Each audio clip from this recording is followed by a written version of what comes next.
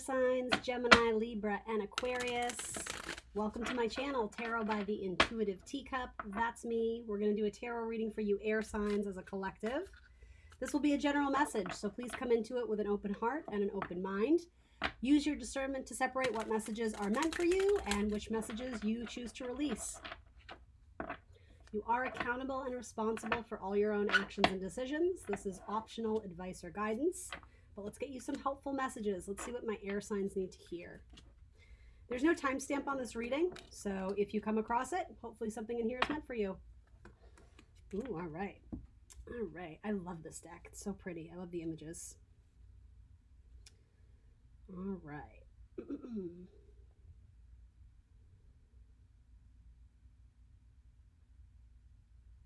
So the first message I get is that some of you are holding back on communicating with someone.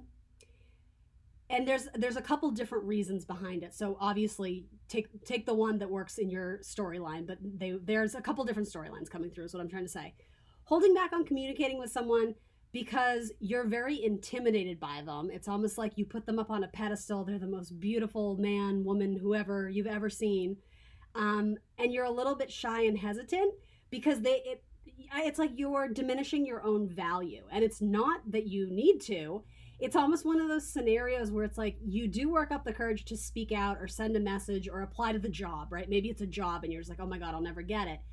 But the Three of Swords coming through here says to me that this person or this thing actually has their own wound. And so they're not this sort of indestructible, magnificent, godlike figure or creature that you thought they were. It's almost like they're fallible. They're human. Does that make sense?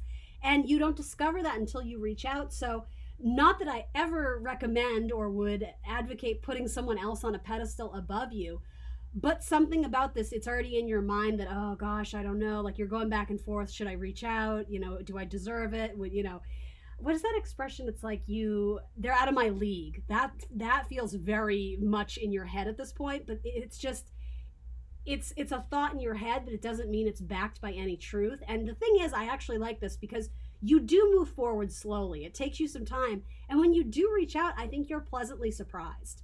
I think you're like, oh my God, like they're just like me. Or, oh, this is actually a really good fit for the job and I'm actually more qualified than I thought I was. So that's one scenario. Others of you, there's a hesitation to reach out because you guys have had some sort of disagreement or quarrel. That could be why the Three of Swords is coming up, because it's a bit of like a loaded gun. It's like, you know, you have to reach out and talk about the issue, but it's a very sensitive issue. For those who are married or in a long-term relationship, it feels like your partner is spending too much money and there's a disagreement over where that money is going to. And it feels like you've already addressed the issue once, or you guys tried to talk about it, but this person took it very personally.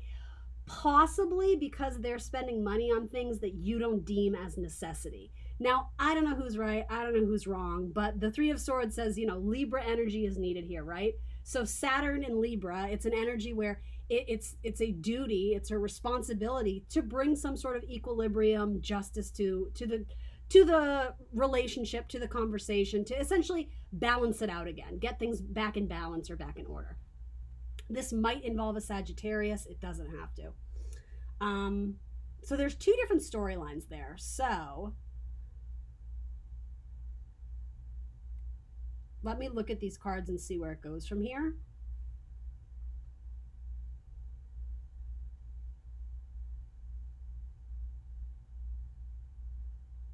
Okay, so this is kind of the same message in that whoever is wanting to have the discussion again about spending too much money, this could even be with like a roommate, someone who you share mutual property with, or you share something with where it seems to be like there's an imbalance in who's putting money in the kitty, so to say. You seem to be doing a lot of the work, like the blood, sweat, and tears, and then it feels like your money is being spent like water. That's coming through again, possibly with an Aquarius as well, or vice versa. Aquarius, you might be dealing with someone who it's like you're the breadwinner and they're spending it all. So I mean, I've already given you the best advice I can give you there. You need to have a conversation, and yeah, Three of Swords says it's going to be a little bit awkward, but hopefully it'll recalibrate the relationship. Again, a Libra card, so Two of Swords. you have to trust your gut and your intuition about when would be the best time to approach this. If I think you guys, whoever this is, you're dealing with a person who's very vulnerable, even though they don't let it show. So maybe give it a day or two before you approach it again. I would also say, this came up in the fire sign reading as well. Going into a conversation or what you perceive to be an argument with this fixed idea that you're right and they're wrong is not a good place to be when you have this conversation. So this might be saying, take a day away from this, right? Like, focus on yourself, take yourself to the beach and really think about this. Because I think you may regret acting in anger or too soon, whereas if you let a couple days go by, the wound won't be as fresh, and you may have had time to sort of consider their thoughts or their feelings when maybe before you hadn't. I don't see this ending a relationship. I just don't. I think this can be fixed. I think this is an awkward hurdle to get over. If it doesn't have to do with money, it just seems like the idea of who puts value into the relationship, or I don't know, it could be like who makes the plans, or who takes on the more duties and responsibilities. It seems like there's a call for things to be balanced out more equally. Okay, so that's that first scenario. That feels very more like a long-term relationship to me. Let's talk about the other one, because frankly I think it's more intriguing. And I only say that because this one will work out. It will work itself out. It's saying just be cautious when and how you approach this person. Do it when you have like some mental clarity, right? When you're not coming in guns a-blazing, ready to tear them a new one. And like, even this card to me, it's like you both will find a way of making it right. You both will be satisfied in the end, but it's going to take a little bit of negotiation. Okay, so the other one where you're approaching, this is like storyline 2. I feel like I need timestamps. Where you're approaching a person who you've put on a pedestal and come to find out like they're just a regular person and they actually have a lot of wounds, or I hate to say the word damage, that has such a negative connotation. I guess I would say this person has a lot of, baggage. Again, that sounds so negative, and I don't mean that as shaming them or anything. It feels like they've been through some serious stuff, and it's like they come off as this, like, again, beautiful mythic creature, male or female or whatever gender, it doesn't matter. But then when you come to get to know them, they're almost like this little like skittish deer. Like they're very they may have, this is kind of a heavy message. They may have come from a relationship where there was a little bit of like abuse or, verbal, physical, whatever it was. So it's taken this person a long time to get to stand as strong as they are today, even though, come to find out, you may actually see a lot of flaws or faults. And it's not that you're being critical. It's coming to me in a form of like, wow, that's very surprising. Like the way that person's energy is, I never would have known that they have this backstory, and I will say maybe some secrets, but again, here's where there's that repeat message. I would be careful in how you approach them, because some of you, especially my Geminis, you're coming off as very curious. You want to know everything about this person. And so you may ask a question that to you is very, simple, just off the cuff, about your childhood, or what about your ex, or whatever. But to them, it's like, it's a trigger. So I would be very gentle in the questions you're asking, especially if this is resonating in terms of being with someone who maybe feels like they're not forward with everything in their past. And quite frankly, like, they don't have to be, right? If it is early enough in the relationship, I think things will come out organically in time, but this person does feel maybe a little bit guarded.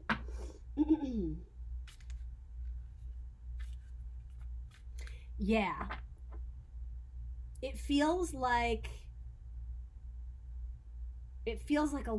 for a lot of you, again, the gender is not significant, but this person came from a relationship where their ex was not a nice person, and made them feel very nervous and like unsafe, and constantly having to like explain themselves. I'm getting like weird flashes, but that movie with Julia Roberts, Sleeping with the Enemy, great movie, by the way.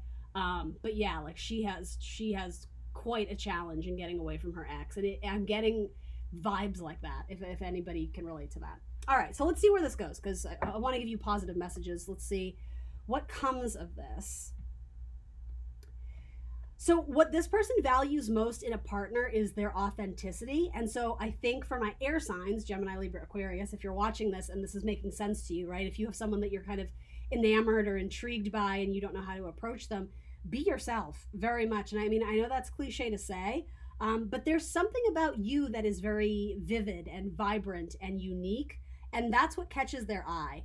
This person has, I don't even know how to like say this, but I'm sort of getting this idea of like they've dated like the typical Joe Schmo. Like they've done all that, so they're looking for something that's actually in alignment with their heart.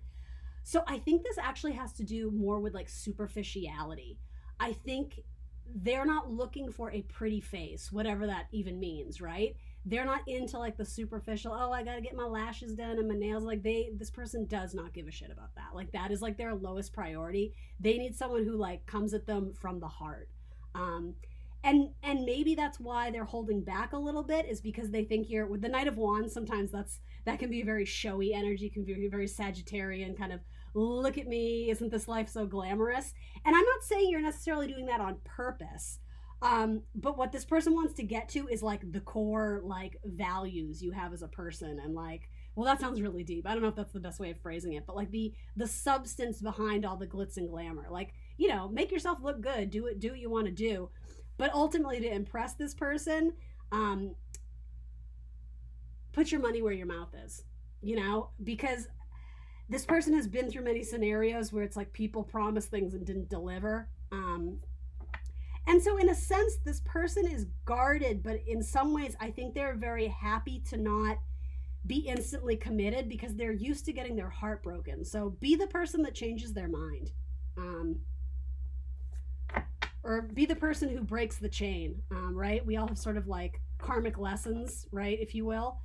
And so, yeah, this person has fought a lot of battles, especially in relationships, even in their own family. And so you might just be that person who kind of like breaks the mold and shows them something new in a relationship that they've been looking for. And again, with this really earthy energy, and the star card representing Aquarian, being like your unique self, letting your freak flag fly, but being authentic to who you are. Like, yeah, I think that's important. What else do I need to ask here? What is this Eight of Coins about? I think this person notices you. And I think you're hoping they notice you too. Yeah, it's like you're too in your head about how to approach them. It's like you're trying to come up with this master plan of how to impress them, or maybe you've already asked them out and they've said yes, and you're all anxious about the first date, and you're like, all right, it's like you're mapping it out, and you know exactly what restaurant and what you're going to wear. And it's like those little details, while it's sweet and it's cute that you're putting effort into it, that shouldn't be your main focus. Again, it's not about kind of like the superficiality of it. And for some of you, that may also be sort of a lesson in how you approach dating too, right? Like it's a two-way street, that if you do put too much emphasis on, again, the titles of things, or the things that don't really matter in the long run, the universe might purposely, it's like you may feel like this person's playing hard to get, but in a kind of a cool way, the universe is showing you like, see how when you did that, it didn't really land? It's because, you know, you were trying to impress. You weren't listening to your heart and honoring who you are and just, you know, being as you are. Because I think for some of you, it's hard to be vulnerable. It's easier to have some sort of barricade or barrier or some, do you understand what I'm saying? Because some of you may have your own kind of traumas or insecurities, really is a good word for it, especially about money. I see some of you feeling very insecure about money, and without realizing it, you may have sort of learned to overcompensate, and that's not good for you in the long run, right? If you're spending money that you don't have, or you're asking people out on a date at a location where you really can't afford it, but it's like, you don't have to do that anymore, air signs. That's not what this relationship is about. This could be a really, really strong relationship. I do like the cards coming through, but yeah, each individual kind of has their own battle scars, and it's made them stronger. It's not that that's a weakness. It's certainly a learning opportunity, but it's something that it's like, it's a muscle that's still being worked out. If you get the metaphor, it's like it will get stronger, but you got to work through it. You got to understand it to get it to act its best, or you know what I'm trying to say. Nine of coins. Yeah. I mean, this cliche, but it's kind of like do unto others or treat this person how you would want to be treated. And I mean, yeah, the bells and whistles are sometimes fun, but at the end of the day, it's you gotta let your authentic self come through. This is kind of the same message. I do see that this person is not looking to like lock things down immediately or put a title on something. I think they're very, very slow to that. And don't be fooled though. It's not that they're not interested. It's that they really do want to take it slow. You know, Taurus energy, it's painfully slow, but I mean, it's the King of Coins. What a great offer that is. So it's like you have to be patient. This person doesn't come this person doesn't come into your life being like, here's a diamond ring. Not that it couldn't get there. I mean, again, really, really strong cards, but allow yourself to date in a way that you've never dated before. Don't stress about the timeline. Don't stress about the titles you're putting on things. Don't stress about, I don't know, every little detail. And again, like the superficial stuff. That word keeps coming up. I don't mean to offend, but that's the message here. That's totally the message here. All right, let's see.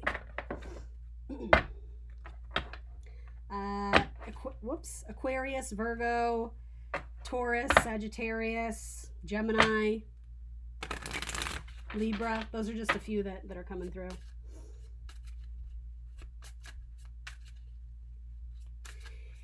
It's this person's comfort zone to keep people at a distance at first. And so that's not a reflection of you or how they feel. I'm almost getting like moon Aquarius vibes, which I think is what the Seven of Swords is, where it's like their natural instinct is to put up a little bit of a guard or a barrier. And yes, that can be frustrating, but you don't need to be frustrated by it if you put your faith in the universe that if this is going to pan out, it will organically. You don't have to force it to be something it's not. Addiction, codependence, obsession, possession, controlling, has a block or restraint. Again, I think that's talking about like a past ex. And maybe it's for both of you, but yeah, not great energy. And then this says date, meeting someone new, dating, getting back out there, plan and set a date. So there you go. I think a date will come of this if it hasn't already. For some of you, you've already kind of been in that first date zone and you're like, should I reach back out? I don't think they liked me. Don't let your addictions or specific, I'm not even gonna say addictions, that might be part of it, but don't let your obsession about, you know, I have to get this right, this is my perfect person. This person is just a human being. They're just like everybody else, right? And again, with that, they bring their own baggage to the relationship and you guys can work through that together. But yeah, it's like you're putting this pressure on a timeline and you just need to release. You just need to like, whew, let it go. Bottom of the deck says camera, reminiscing, keepsake, perception, learn from the past, make memories. All right, let's see. Let's do another one. How am I doing for time? Air signs, air signs. Gemini, Libra, Aquarius. Let's do one more for you guys. Gemini, Libra, and Aquarius. Any other messages that need to come through from my air signs?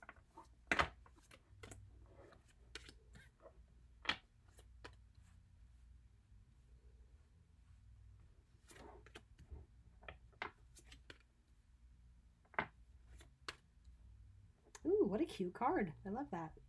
Oh, I love this card too. Such a cute deck. Okay, let's see. What is this message? We got the Queen of Swords. We have the Queen of Fire. Uh-oh. Are two people feuding? Let's see. And then the Seven of Material. Hermit, Three of Inspiration, Three of Fire, and then the Page of Emotions. This quite simply is two people are having like this really small petty disagreement and you're probably not going to talk for a few days or a few weeks and then you're going to be like, shit, I really miss them because they're my best friend. And then you're going to get together and have fun. But there's a little bit of a waiting period. But eventually, yeah, like the emotions come back and you're like, yeah, I'm sorry. Like this is a real quick one because I can already tell what it is. This doesn't seem like the end of a relationship, whether it's romantic or friendship. This just seems like maybe both people were being a little bit closed-minded or a little bit selfish, but you know what? Sometimes that's needed, right? And that can be misinterpreted, but it's not necessarily your problem if you are acting out of self-care, right? Like if you drop plans on a person and they're mad at you, understandably, yeah, they were looking forward to seeing you, but it's not your job to have to explain to them that you needed a mental health day, right? So Seven of Materials is like after a period of assessment and actually looking at what was going on, the Hermit is like, you guys spend some time alone, you go into a little hermit mode, but at the end it's like you remember that this person lights up your world, this person inspires you. And then the Page of Emotions is like, you know, the Page of Cups, it's like, I'm sorry, here's a gift, I made this for you, I've been thinking about you, I miss you. It's an expression of emotion, right? This is like a small argument. Page of Voices, and yeah, an ability to again, this message came up earlier, an ability to see things beyond your own not comfort zone, beyond your own mindset, being open-minded. And by that I mean putting yourself in the other person's shoes. You know, like maybe they didn't mean to cancel plans, or you know what, maybe I did cancel plans a few times on them and I should really try not to do that anymore, or I need to make up for the fact that I tend to do that, or explain to them that I'm going through a hard time and not just, you know, assume that they're going to assume they know what I'm going through, etc., etc. All right. Let's do some oracle cards.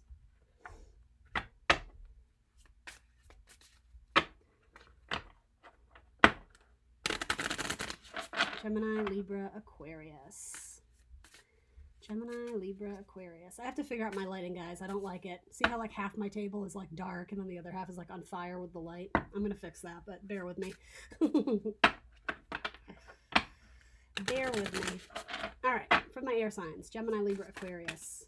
Boom. Oh, so pretty. Wisdom. Wisdom and release. All right, I'm going to read these to you. This deck is new and I love it. It's called The Journey. It has great trippy pictures in it. Wisdom. All right. Wisdom arises from life experience, and some of it is hard-earned, but our journeys provide us with the tailored knowledge we each need. Lessons on our journey will be repeated until they are learned, so pay attention when you notice a pattern in your life. They're usually lessons that still need to be integrated.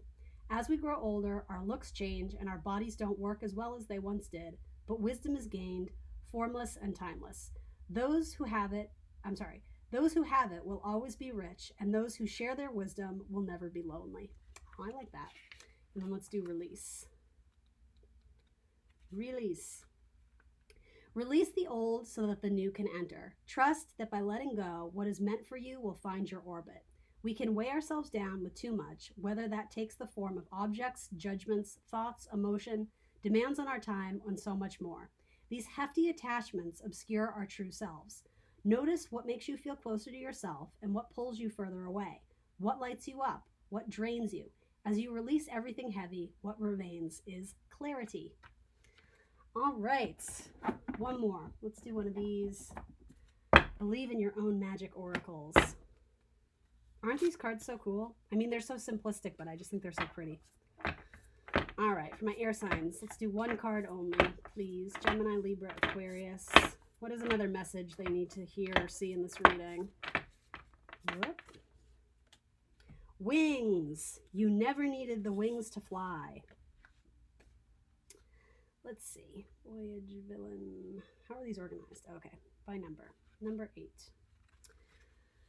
Okay, it seems like you're stuck in a never-ending cycle of self-doubt and self-criticism. When you tell yourself you can't do whatever you set your mind to, that's what we refer to as negative self-talk, and it is extremely toxic.